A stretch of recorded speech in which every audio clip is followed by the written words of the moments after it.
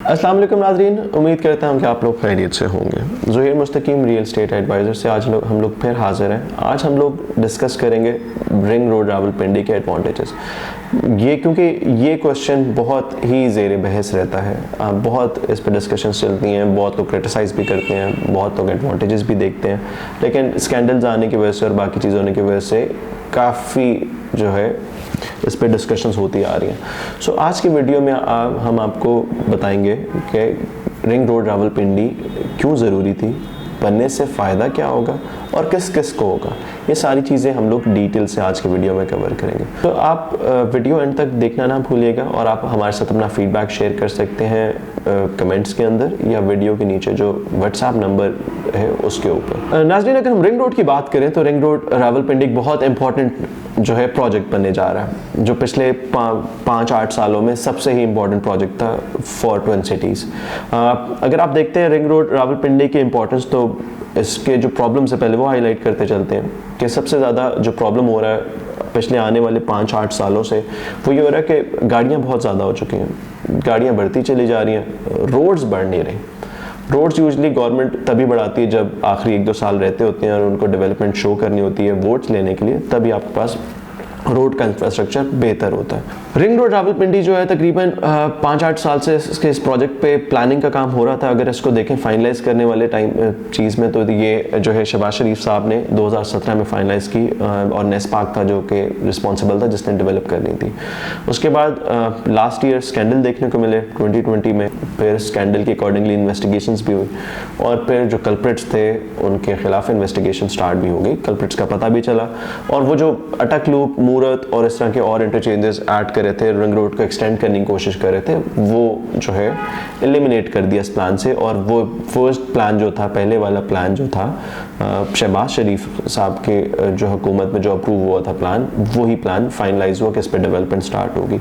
PC1 जो है इसका फाइनलाइज हुआ है तकरीबन अक्टूबर में और इनाग्रेशन होगी इसकी तकरीबन 25 दिसंबर को और जनवरी या फरवरी में आप कंस्ट्रक्शन स्टार्ट होती हुई देखेंगे।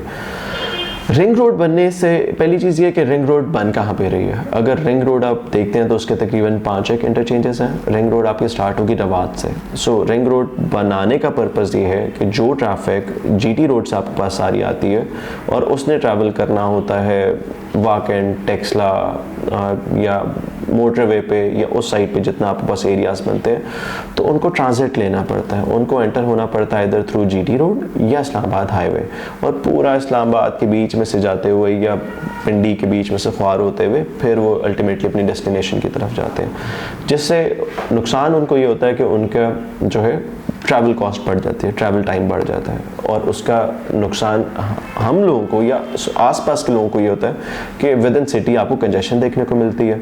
जैसे होता है कि जो सफ़र आप पहले 10-15 मिनट या 20 मिनट में तय कर लेते थे, अब आपको ट्रैफिक ज़्यादा होने की वजह से उस पर 1 घंटा भी लग जाता है, इससे ज़्यादा टाइम भी लग जाता है। सो अल्टीमेटली वो चीज़ जो है अनरेस्ट पैदा कर रही थी, प्रॉब्लम्स पैदा कर रही थी, जिसकी वजह से रिंग रोड बहुत इंपॉर्टेंट थी डेवलप होना। सो इवेंचुअली ये बन रही है, शुक्र अल्हम्दुलिल्लाह। सो अगर आप देखते हैं रिंग रोड स्टार्ट होगी आपके पास रेडियो पाकिस्तान से और ये एंड होगी तकरीबन ठलियाँ यानी मोटरवे पे कनेक्ट करेगी, ताकि आपकी जितनी वो ट्रैफिक है जो आपके पास डेली विद इन इस्लामाबाद या पिंडी एंटर होती है, उनको एक बाईपास मिले, वो डायरेक्टली उस पर रिंग रोड पे चढ़ें और जो फासला उनको विद इन इस्लामाबाद से मोटरवे पे पहुँचने के लिए तकरीबन 1 घंटा लगता है, वो उनको जो है कम करके टाइम जो है ट्रैवल टाइम वो 15 से 20 मिनट पे चला जाएगा, जिसका अल्टीमेटली एडवांटेज सबको ही होगा। सो रिंग रोड रावलपिंडी जहाँ पे बन रही है, जो तकरीबन 38 किलोमीटर का जो पैच है, वो सारे यूजली जो है सिटी से थोड़ा सा आउटर बाउंड्रीज पे आता है, जिसका मतलब है कि वो अंडर डेवलप्ड एरियाज में ही आता है, या तो वहाँ पे गाँव थे या फिर खेत ही थे ज़्यादा से ज़्यादा। कुछ जगह आप जहाँ ठलियाँ से पहले आपको CBR या इस तरह के आसपास जो सोसाइटीज़ हैं वहाँ पे कुछ सोसाइटीज़ डेवलप हो रही थी, अदरवाइज आपके पास ये प्लेन लैंड थी, आपके पास यहाँ पे कोई डेवलपमेंट खास नहीं हुई थी।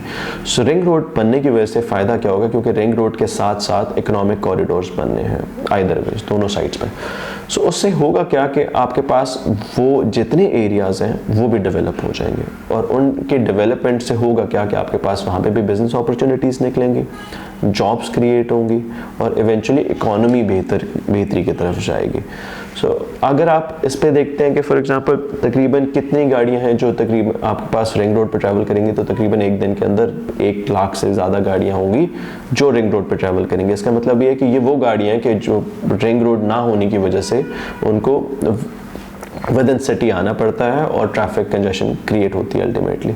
सो वो ट्रैफिक कंजेशन ख़त्म हो जाएगी जैसे ही रिंग रोड का प्रोजेक्ट कंप्लीट होगा। तकरीबन 3-1 साल का प्रोजेक्ट है ये, लेकिन स्टिल टाइम एक्स्ट्रा लग जाता है। तो अगर हम लोग अपने माइंड में ऑन द सेफर साइड 4 साल भी रखें तब भी ठीक है। 4 साल में भी अगर रिंग रोड डेवलप होती है तब भी बहुत बड़ी अचीवमेंट होगी। अगर आप देखते हैं कि इस रिंग रोड बनने की वजह से एरियाज़ कौन कौन से हैं, किस किस एरियाज़ को फ़ायदा होगा, तो आपके पास मेन एरिया सबसे बड़ा जो आता है वो रवात आ जाता है। रवात के पास जो इंटरचेंज है वो आपके पास अडियाला से गुजरेगा। अडियाला के बाद आपके पास जो जिरगा रोड है उसके पास आएंगे इंटरचेंजेस आएंगे, फिर ठलिया और अल्टीमेटली चक्री की तरफ जाएंगे। तो ये सारे एरियाज़ जो हैं इनको बहुत फ़ायदा होगा। अगर आप सोसाइटीज़ देखते हैं कि कौन कौन सी सोसाइटीज़ बनती हैं इसके आसपास जिसको एडवांटेज होगा, तो अगर आप स्टार्ट करते हैं रवात से, तो रवात में इसके अल्टीमेटली करीब करीब जो सोसाइटीज़ हैं जो कि आपके बिल्कुल इस्लामाबाद के एंड पे लगती हैं, वो आपके पास DHA 2 आ जाता है, DHA 3 आ जाता है, DHA वैली आ जाता है। इनको काफ़ी एडवांटेज होगा। इसके साथ अगर आप देखें आगोश एक सोसाइटी है, उस सोसाइटी पे उसको काफ़ी एडवांटेज होगा क्योंकि वो आउटर बेल्ट के पास ही बन रही है। फिर इसका बहुत ज़्यादा फ़ायदा बहरिया फ़ेज़ 8 को होगा, फ़ेज़ 8 फ़ेज़ 9 दोनों को ही। और रिंग रोड के PC1 अप्रूव होने के और अनाउंसमेंट होने पे ही काफ़ी प्राइसेस इंक्रीज़ हो चुकी हैं ओवरऑल बहरिया फ़ेज़ 8 बहरिया फ़ेज़ 9 में। और क्योंकि बहरिया फ़ेज़ 8 में आपके पास जो है बिज़नेस डिस्ट्रिक्ट भी बनने जा रहा है जिसमें तकरीबन 40 से 45 प्रोजेक्ट्स या हाई राइज बिल्डिंग्स होंगी। जिस तरह इस्लामाबाद में आपके पास ब्लू एरिया है, दुबई में आपके पास शेख ज़ायद रोड है कि आपके पास एक सेंटर में डबल रोड जा रही है और दोनों साइड पे जो है कमर्शियल प्रोजेक्ट्स हैं जिसमें अपार्टमेंट्स, ऑफिसेज, शॉप्स, ये सारी चीज़ें होंगी। तो इस तरह का एक बहुत बड़ा प्रोजेक्ट जो है बहरिया बिजनेस डिस्ट्रिक्ट में बनने जा रहा है। सो अल्टीमेटली इन प्रोजेक्ट्स को भी फ़ायदा होगा।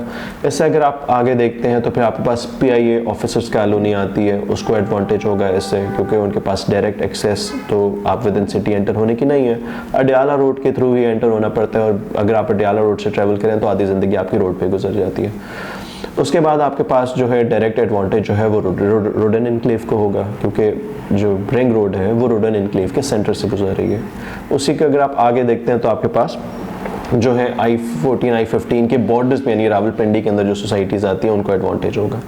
और ये वो सारी वो सोसाइटी थी जिनको वो क्लेम करते हैं कि इस्लामाबाद है, लेकिन इवेंचुअली जब आप उसका NOC चेक करते हैं तो वो RDA से आता है, जिसका मतलब ये है कि वो सारी रावलपिंडी के अंदर आती है। सो उसमें आपके पास मल्टीपल और सोसाइटीज़ भी आ जाती हैं जिसमें आपके पास जो है सिल्वर सिटी आ जाता है, आपके पास अप कंट्री आ जाता है। और अगर आप उसके साथ ही अंदर देखें तो आपको CBI2, ताज रेजिडेंशिया और ये सारी सोसाइटीज़ आ जाती हैं। फिर ये अल्टीमेटली आपके पास जो और आगे सोसाइटीज़ आती हैं वो ठलियाँ या चक्री के पास आती हैं। वो एक बहुत बड़ा एरिया है जो डेवलप होने जा रहा है जहाँ पे बस आपके पास सोसाइटीज़ ही डेवलप हो रही हैं, जहाँ से अगर आप एक साइड से स्टार्ट करें तो आपके पास कैपिटल स्मार्ट सिटी आती है।